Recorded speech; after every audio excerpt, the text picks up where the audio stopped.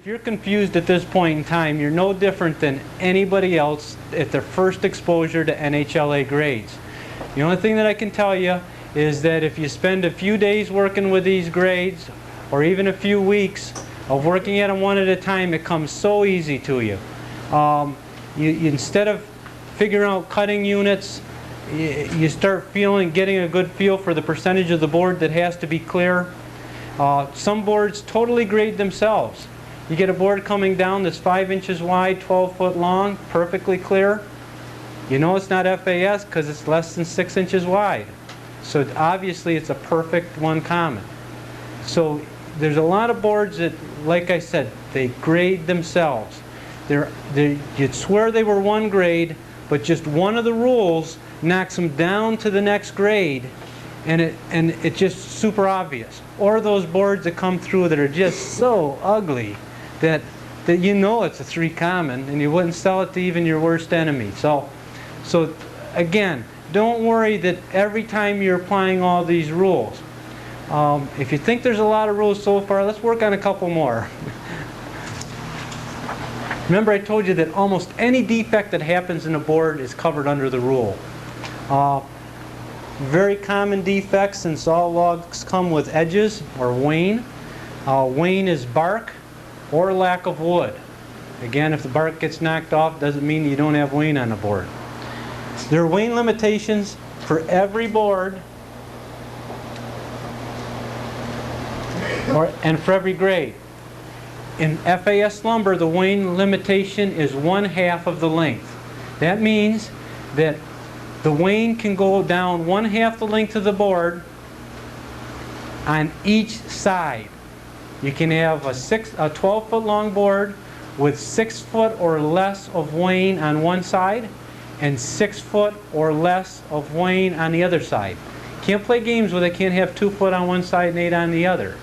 Each side is looked at individually to make sure that it has less than half the length. But let me tell you, you get a lot of wane on it, it knocks you out on your cutting units that are needed to make the grade. So this isn't just a standalone rule. You still have to make the cutting units after you make the wane rule. First one FAIS. Let's drop back for just a second before I jump into that. All lumber is graded on the worst FAIS with only 2 exceptions. First one FAIS and select lumber. First one FAIS and select lumber, provided that the worst FAIS grades 1 common. You can look at the other FAIS and try to grade FAS off of it, which is the best FAIS. Let me say that again so I don't confuse you and maybe me too. Every board, when it comes at you, you flip it over once to see which the worst FAIS of the board is. You assign a grade to that worst FAIS. If the grade is FAS, then it's an FAS board. If the grade is 1 common, you flip it once more and you look at the best FAIS. If the best FAIS makes an FAS grade, then that is a first one FAIS or FAS 1 FAIS. The select boards are the same. If they're 1 common on the back side and you flip them over and they grade FAS, with the exception of the smaller size minimum board, the 4 inch by 6 foot long instead of the 6 inch by 8 foot long. It makes all the FAS rules other than the minimum width and length, then you got a select board. All the other commons, 1 common on down, is graded on the worst FAIS. So if I've got 1 common on the worst FAIS, I flip it over and it's 1 common on the good FAIS, it's a 1 common. Now, how many people are confused with that? Okay, that's all right. I'd rather work with it right now while we talk about it. Board's coming down the green chain at me, or you're picking it up off your mill. I look at it, I look at one FAIS and I visually just guess what grade that is. I flip it over and I look at the other FAIS and I visually guess which grade that is.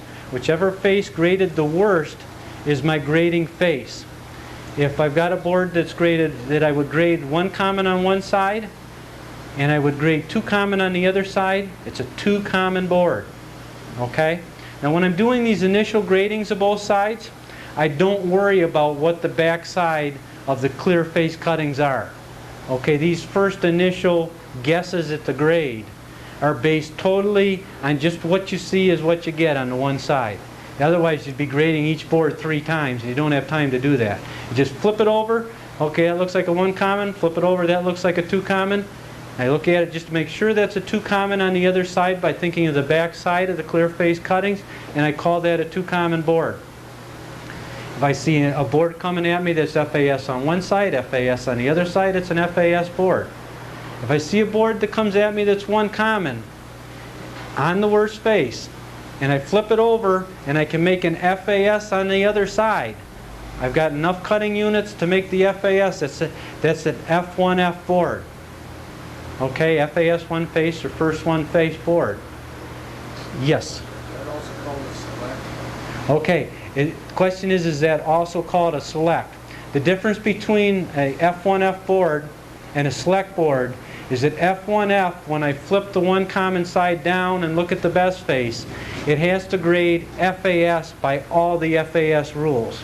A select board, on the other hand, has to grade FAS by all the rules except that it's allowed to be as short as 6 foot long and as wide, as narrow as 4 inches wide. So select is a F1F board that's a little narrower or a little shorter. Okay, good question. Okay, let me repeat that so that everybody follows along. If you thought you had it down pat and I explained it well, he came up with a good exception that I want to explain. If I have a board that comes at me that grades on the worst face and the best face FAS, except for the fact that it does not make the minimum board size for FAS. Okay? If that's the case, it can be a select board because select, let me get back to my sheets here for you so I can put it on. Neat thing about rules is you almost have to know every other rule in order to understand the rule you're talking about, and it's hard to decide which one to give you first.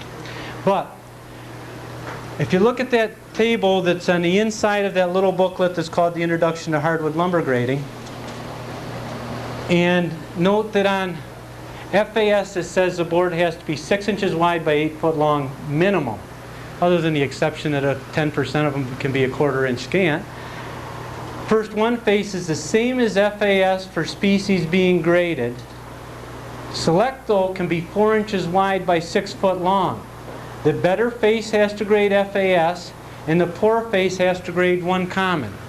So the F1F boards and the select boards are graded on both sides. The back has to be 1 common, the front has to be FAS. Except for, like you said, is if it's FAS both sides. Let's say a perfectly clear board comes at you that's 8 inches wide and 6 foot long. That cannot be an FAS board because it's not 8 foot long. It's 6 foot long. But it does make a select board because select boards can be 6 foot long. Question is, do you look at the size of the board first or the size requirement first? Yes. That's how half your boards will grade themselves. You know, you've got a board that's perfectly clear, except for the fact that that board is too small to make an FAS. So all of a sudden it's knocked down to either a select or a 1 common. It's too small to make a select, it's a 1 common. And you get a lot of boards like that. Or you get a lot of boards that you know only have 1 little defect in the end that is not going to affect that 10/12ths, but the size kicks you out. That's also why we're learning about hardwood lumber grades, so you don't take that real nice clear lumber on the outside of the log and make it too narrow or too short by the way you saw. Okay, and we'll work with that in just a few minutes here. I just want to make sure I cover all this, and then we'll get into the different styles of sawing. Okay, very quickly I'm going to work over some of the other rules, and I don't expect you to memorize these. I want you to be able to look them up in the book, but I want to explain them well enough so that when you look them up, you've got a good understanding, or you say, oh, that's what he meant. So if I don't explain it well enough, at least the book will pick it up from there. The wane limitations. Wane, again, going back to it, is bark or lack of wood associated with the outer edge of the log. FAS, it can only be half the length of the board on either or both edges. On F1F, the FAS side of the board has to be half the length, same as the FAS on either or both edges. But the one common face, it can be half the length by 1/3 of the width. In other words, on the one common side, that wane can't go in any more than 1/3 of the width of the board. What if you've got wane on both sides? You measure the widest part of the wane on each edge, even if they aren't exactly opposite each other. If that adds up to more than 1/3 the width of the board, it's knocked out. Okay? Select boards. There's different wane rules for narrower boards. It's obvious why. If you get to a narrower board, wane's more of a problem. You don't have as much good wood in between it to make up for it. So since they relax the rules for making a valuable board, a select board, by letting you have a narrower board to make that grade, they made the wane rule more strict. And what the wane rule is that for select 6 inches and under, the FAS face can be half the length, but the one common face is 1/3 the width by half the length. But in this case, that half the length can only be on one side or in total of adding up the wane of both sides together. Again, that's just for your narrower select boards. When you get over 6 inch wide in a select board, then you don't have any problem. Why would it be select if it's over 6 inches wide? Because it's less than 8 foot long. Length of wane. I'm sorry, I want to explain that better. I'm misspeaking a little bit. Is it the select 4 and 5 wide, you add the length of the wane for both edges, but if it's over 6, then you go back to the same rule that we had for F1F. Okay? All right, another thing we get in those perfectly clear boards quite often, because there aren't any knots, is splits. Why do we get splits in boards? Well, pretty simple. Piece of lumber was designed by nature to conduct water up and down the tree. Water moves very freely up and down the tree. When you cut it into a board, water moves out of the board 2.5 times faster than it moves off the surface of the board. What happens to lumber when it dries? It shrinks. What happens when it dries quicker in the ends because the water is moving out the ends faster than the surface? They want to shrink, but the board doesn't want them to shrink. And it actually rips the end of the board apart. Okay?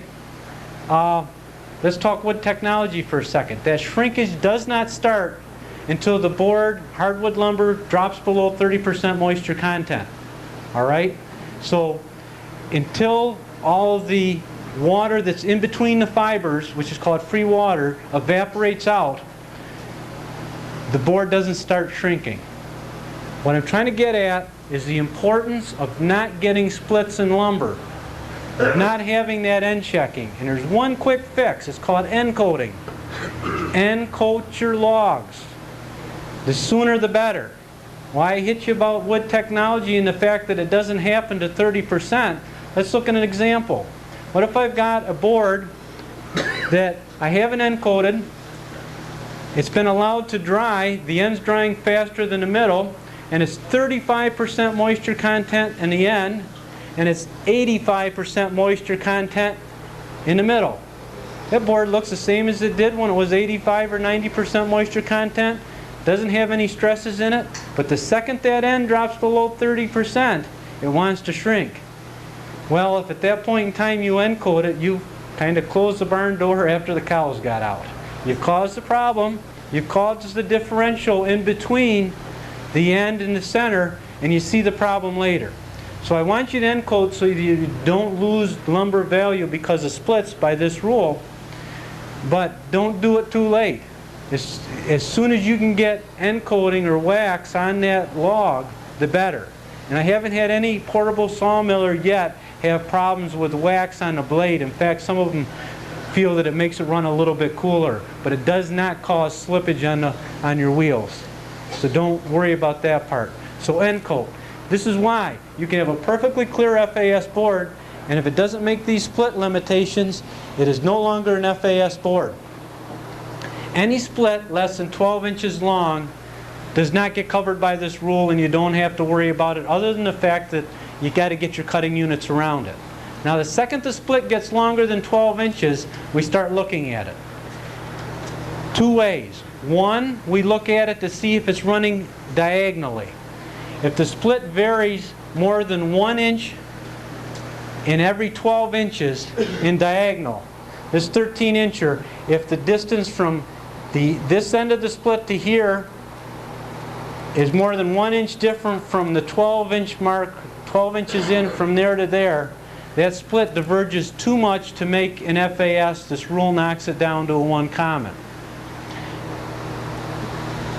So what the split rule says also is that you can't have only a certain length of split too in the board, or else it'll kick off. I think I've got another slide of that works out. The FAS split limitation by length, even if it's a perfectly straight board, is the splits may not exceed in aggregate, in inches, in length, twice the surface measure of the piece except when 1 foot or shorter. Okay, so if I've got splits over 12 inches long, I add the length of the splits together. That's what they mean by an aggregate. And I take 2 times the surface measure. If I've got a board 6 inches wide by 8 foot long, 4 foot surface measure, 4 times 2 is 8.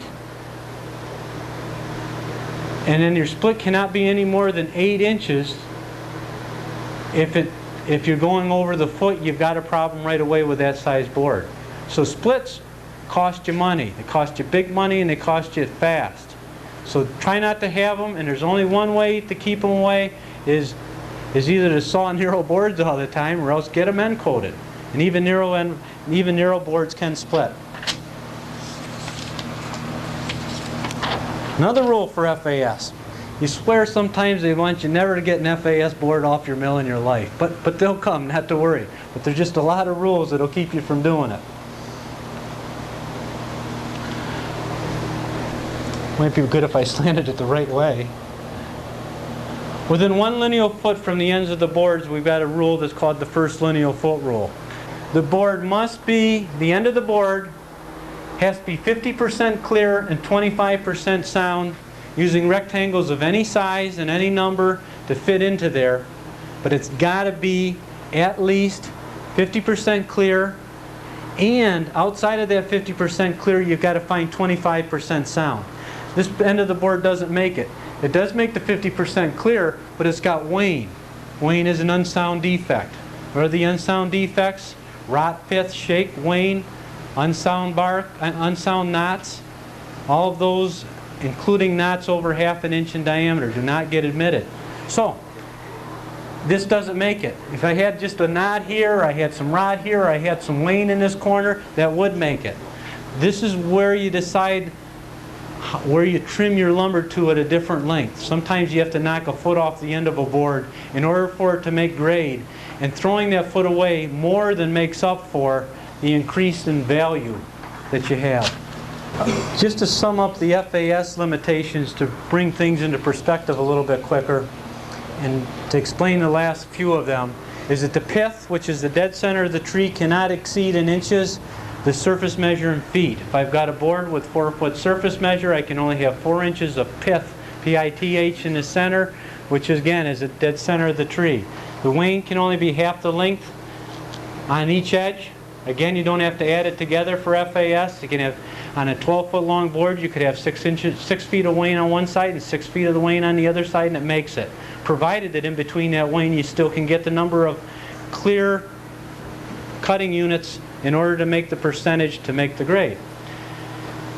Splits, 2 times the surface measure in feet, except when they're 1 foot and shorter, when you can ignore them and not add them together. Can diverge up to 1 inch per lineal foot, except for when they're 1 inch and shorter. Again, like I said, you can ignore those. Knots and holes, 1/3 the surface measure in diameter, except when in the first lineal foot. Okay, so if I've got a 4 foot surface measure board, I can have, by the knot and hole rule, let's use better math. I ended up I got a 6 foot surface measure board. So 1/3 of 6 is 2. I can have a 2 inch diameter knot. If the knot is oblong, average of two dimensions, and that gives you the Average width, and it can't be any more than that. I guess I'm jumping around. Warp and cup. The entire board, like I said earlier, has to be surfaced to standard nominal thickness. Please don't be too worried about the fact that I've given you a little bit of information overload. You've got the information, you can go back over it again. Take each rule one at a time and start applying them. And remember, the best place to learn is out on a portable mill or out on a sawmill when you're seeing these things right in front of you. You'll pick it up, it'll work. Just give it a little bit of time, and you'll get to where it's just as easy and subconscious of a thing as driving. And I think if my daughter can learn how to drive, I think all you can learn how to grade real well. There's one thing I want to drop back to before I go into grade sawing. Actually, I want to touch on one thing before I get into grade sawing after this, in fact. But remember I told you that you can trim off the end of the board sometimes, and the increase in value more than makes up for the decrease in volume. Same thing goes for when you're edging lumber. You can take and lose volume on a board and gain dollars more times than not. And in order to know how much you can do that, you've got to know what your lumber is worth at different grades. Northern Hardwoods, for instance, I've got here the weekly hardwood review. It's a publication that comes out once a week, and it gives you an idea of what the lumber prices are doing on the wholesale market. Hard maple, unselected for color, FAIS is going to bring you $1.25 a board foot, or $11.25 per thousand. It's going to bring you $730 a thousand for one common, $435 for two common, 2A, and $405 for 2B common. That's unselected for color. As you know, for hard maple right now, the market likes nice white hard maple because they don't stain it anymore like they used to. 15 years ago, we used to be able to turn any color of maple into black colored hard maple, and it worked. Now they decided they wanted to change the preference in the market, and they decided to put white maple out there, and they've hated themselves for doing it ever since. But hard maple does get selected for color, and but these prices were unselected for 4-quarter lumber. If you go up to 8-quarter lumber, the FAS price is $12.70, the one common price is $8.60, two common price is $5.10, and the 2B common is $460. Well, what's that telling me? Well, if the difference in price between FAS and one common and 4-quarter is $730 to $11.25, I can throw away a substantial part of that one common board, 25% easily, 30% fairly easily, and still make more money for that board that's left. So I can edge it and I can trim it. The one limitation with a portable band mill that's a real hard one to overcome, those of you that have them already, is the problem with edging lumber. It's time consuming putting it back on the carriage and re-edging it. You end up trying to do a batch re-edging where you put multiple boards in and you start edging down, and you take out the ones when they get edged off. But you can't afford to be throwing away this expensive hardwood lumber by just edging it blindly when it's stacked up there. You really need to be thinking sometime, if you're going to do this as a full-time business, or of getting an edger. Not only does it increase your production, but it increases the yield of lumber you're going to get out. For instance, FAS lumber, if you trim it all perfectly clear with no wane on the inside, you can't afford to do that. You're throwing away $100, $200 a day just on the FAS lumber of reducing the volume without increasing the grade. With an edger, you can at least make a decision, each board one at a time, run it through the edger, and turn out some decent material. I think what I want to do, just for a change of pace, is talk about different sawing methods. And before I do that, I want to talk a little bit about terminology so we're all talking in the same language. A little bit of a log here.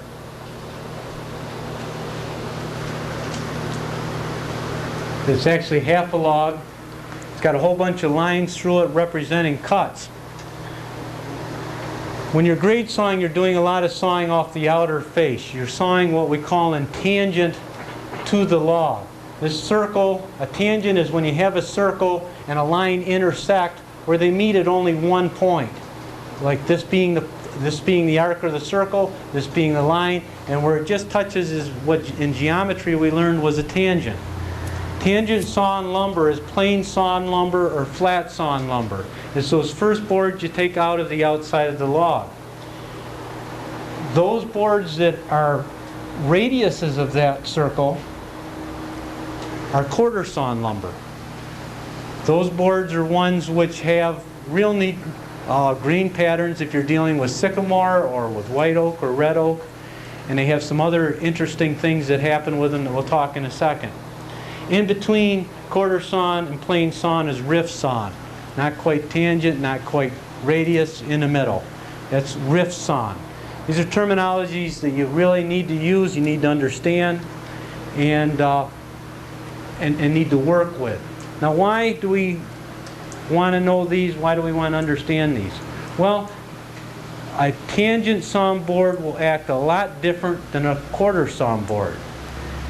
Used to be years and years ago, the mills quarter sawed logs because they were too big sometimes to put on the carriage. A lot of times they're working with a circle saw with just one saw. They didn't have a top saw. They could only deal with smaller diameters. They were bringing these big virgin logs out of the forest that were 300, 400 years old, and they just wouldn't fit. So they would split those in quarters before they put them on the carriage to saw them. It was a real neat trick with when they didn't have chainsaws. They'd actually use a series of wedges, and they didn't seem to have a shortage of manpower. So they'd work hard and they'd split them. Now today, there are some instances where you're going to want to quarter a log to fit on your portable band mill. Sometimes it just isn't going to fit and you're going to have to quarter it. You can buy a special ripping chain for your chainsaw that will pull off a whole lot of sawdust, a whole lot of shavings. You make piles of shavings real quick when you're ripping. But sometimes you still will be doing that. But there are other reasons to quarter saw. The first and most obvious reason is the grain pattern. People who are doing reproduction work and want to have boards that look the same way as they did on that reproduction piece of furniture from years ago that was made out of red oak or white oak want to see the rays in the log. Rays are those vessels in the log that actually do a little bit of movement of water from across the log. Not up and down the log like the vessels, but across the log. It's a way that if the tree gets damaged and it gets the bark knocked off of it on one side, it's a way that the plumbing can divert some of the fluid flow to that side of the tree again so it doesn't all die. But the rays also make a real interesting and unique pattern in in red and white oak. And sometimes we quarter saw to get that. Sycamore has a real pretty fleck if you quarter saw it too. The second reason that you quarter saw is for stability.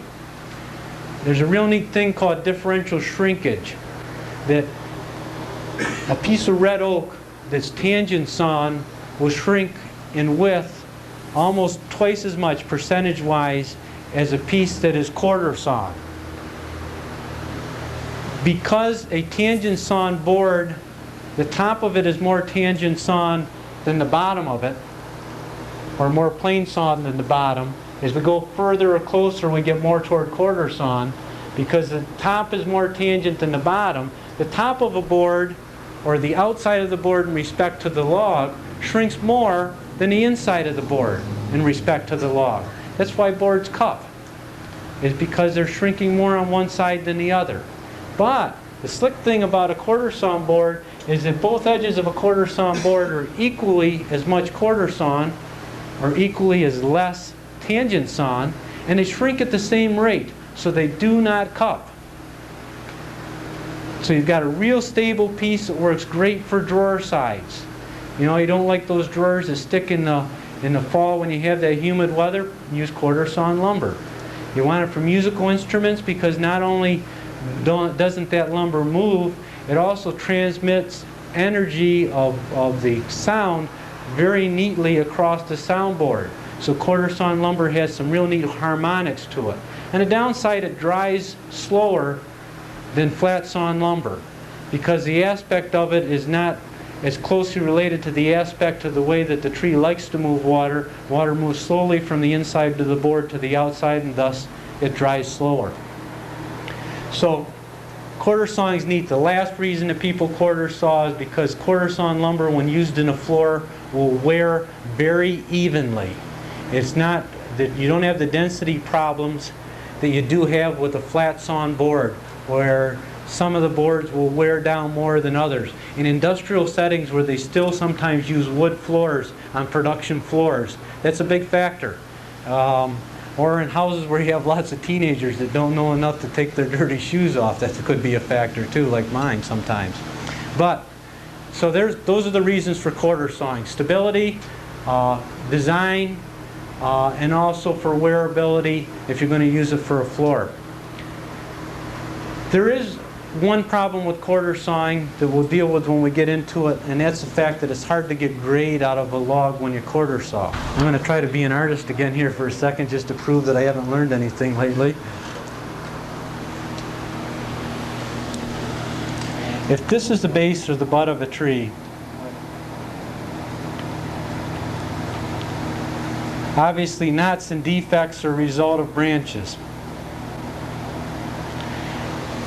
When a tree was young, or a smaller tree, it had lots of branches, but later on as it grew, those branches were shaded off, and the stem was able to put clear lumber along the outside. As a result, you end up with something that looks like this, a V, if you transpose that on the stump, where the area in between here, which keeps getting wider, is more likely to have defects than the area outside of that V. See my leaning tree? Lots of stress when you saw that thing. Okay, we just fixed it. But you've got a lot more clear lumber here along the outside edges. And that's mainly because these lower branches have had a longer time after that they were shaded off to put some nice clear meat along the outer edges. When you quarter saw, each board goes right down to that outer edge, or that intersection of low-grade lumber immediately. When you grade saw along the outside, you're working mainly in that clear material. And when you work in that clear material, you're going to get higher grade of lumber off the other end. Let's kind of look at this a little bit more in depth at each sawing method. Let's work on quarter sawing first, since that was the first one that I brought up. There's 4 ways to quarter saw.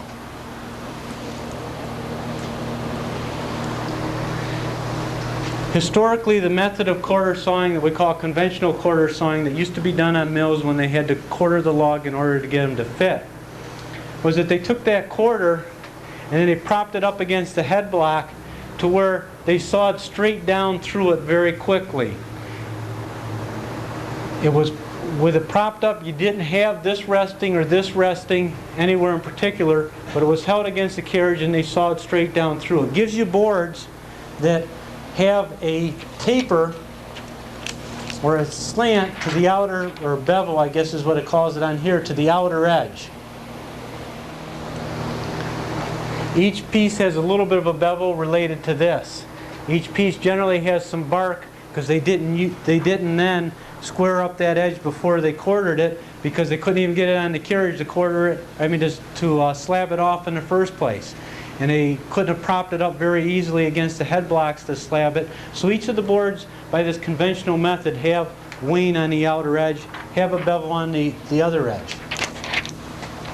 Another method that you can do if you're a real perfectionist, or if you're producing something for musical instruments, is actually to work an index with some spacers along to get really true 100% quartered material out of every cut, or as close as possible to that. Now, grant you it's a real nightmare trying to do this, but if somebody's going to be making musical instruments out of the material and you've got something that's like a really dynamite curly maple, it's worth the time doing this, because instead of selling it for like $1.10 a board foot, you're going to sell it for like $5 a board foot, this lumber coming off of here, for musical instrument manufacturing. And it's worth quarter sawing, because The other thing that quarter sawing does, slick as can be, is it exposes curly grains on the flat surface of the board. Just phenomenal. That's why when you look at lumber, sometimes it's flat sawn. You see the curl on the edges of the board more than you see it on the surface. That's because curl shows up better in the quarter sawn aspect, and that's what the side of the board is actually a quarter sawn look. Radial, again, is another way of getting close to that. This conventional radial combinations, a little bit of a compromise between the two. And the last one's the one that I think you folks will be doing the most, which is actually quarter tangential. It's taking and quartering it and then taking successive boards off of one face, then the other, then one, then the other, and one, and the other. It gives you stuff that is close enough to being quarter sawn. Technically speaking, quarter sawn lumber is lumber where the angle made by the face of the board and the annual ring is between 60% to 90%, 60 degrees to 90 degree angle. Okay, a 90 degree angle obviously is perfectly quarter sawn. 60% is just barely in. When you drop below 60, you're all of a sudden into that rift sawn, that area between the flat sawn and the quarter sawn range. How are we going to do that? Well, it's a handy dandy diagram here that's backwards until now. In those instances that you're quartering a log that fits on your carriage, the best thing to do is to first slab off this cut here, flip around, slab off this cut here, then cut it in half, and then take and make your other cuts through the center. There are other variations, but this is one that one of my friends uses that does a lot of quarter sawing. When you start doing this with small logs, you find a problem real quick. And that problem is those boards that you quarter saw are narrow for reasons because you took a log and you made it a quarter of the size it usually was. People who buy quarter sawn lumber used to narrow stuff, but not too narrow of a stuff. Remember, you still might want to try to make grade, and you can't make grade real easily with a lot of narrow lumber that's under 4 inches wide. For that reason, I do not recommend quarter sawing logs that are less than 20 inches in diameter and a small end. I've seen people do it with smaller ones, but they get a lot of narrow lumber and they're not selling it by NHLA grades or they'd lose their shirt. So 20 inches is a kind of a guideline that I always use. If I had a mill that was sawing quarter sawn lumber for me when I had my own business, I made a deal with them where I paid extra obviously for it, but they also set aside their biggest logs, and when they had enough together that they could make me up a few thousand feet, they would saw them for me, and it worked out well for him and well for me too, because I had the width, I had the grade, and he didn't feel real bad by making lots of little cuts on a small diameter log and wasting time on his carriage.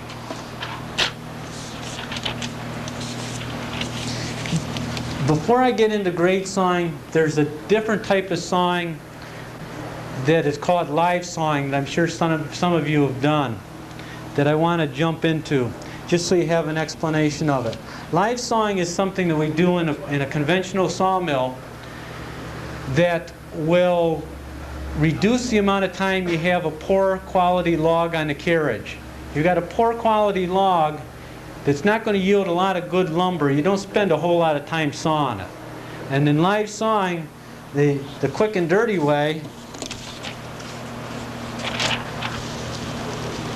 is actually to take and start sawing from the best face and saw it all the way down to the bottom. Making sure you don't saw dogs along the way. Okay? Key. But other than that, you just want to get it on the carriage and off. Most important thing to do is put the best face up on top. So you do get a little bit of material on it. But if you got a log that's got 3 faces with lots of knots, the knots are 2 foot apart, and you just don't know what to do with all of them, you get the best face up and get that through and off your carriage, because nothing you do grade sawing is going to make any better value of lumber, and you're just going to be wasting time. So you live saw that. Saw it straight through, get it over with. Neat thing about live sawing is it increases the yield you get out of the lumber because you don't have as much edging waste. Each board is individually edged and the wane taken off. Rather than slabbing off a big chunk, throwing that away, and actually when you slab that chunk, you're really edging this board into here. This board you edge minorly, this one in the middle, and the end picture is that you waste a lot of lumber in between when you're slabbing and grade sawing. But this method gives you a lot of overrun. It reduces the time that you have it on the carriage, and it gives you the best value recovery you're going to get out of a poor log.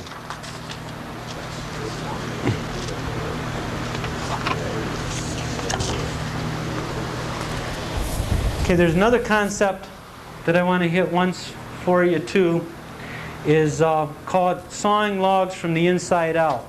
Something the Forest Service started playing with again. Every 10 years they play with it just to try to work and see if there's some ways they can make it work. And I don't know that they have found a way to make it work yet, but it's worth trying, because sawing logs from the inside out is a little bit similar to live sawing, and a little bit similar sometimes to the quarter sawing method I use. It gives you the maximum recovery of wood volume, not necessarily grade. Some of the patterns they use, the one is exactly the same as we've been talking about with quarter sawing on the portable band mill, where you're successively taking one side off, then the other, then another, and then another after you quarter it. The other is actually live sawing, where you saw all the way through. The third is a quartering, where you just knock the boards right off, straight on down through with the flat face of the bearing surface of the log being right down on the deck of your portable band mill. The third one being kind of a little bit of a mix, where you pull a little bit of grade lumber off here, a little bit here, and then you saw straight down through the remaining piece. Again, the biggest value of this is that you get the most volume of material out of the log. The drawback to it, unfortunately, is the fact that you don't get grade recovery as good as you'd like to. You're taking and doing something mechanically without any judgment, without any consideration for where the defects are, and without any consideration for trying to get them positioned in the right place. Doing that, paying attention to defects, sawing around them, positioning your faces properly, is called grade sawing. And that's what I want to end up talking about next.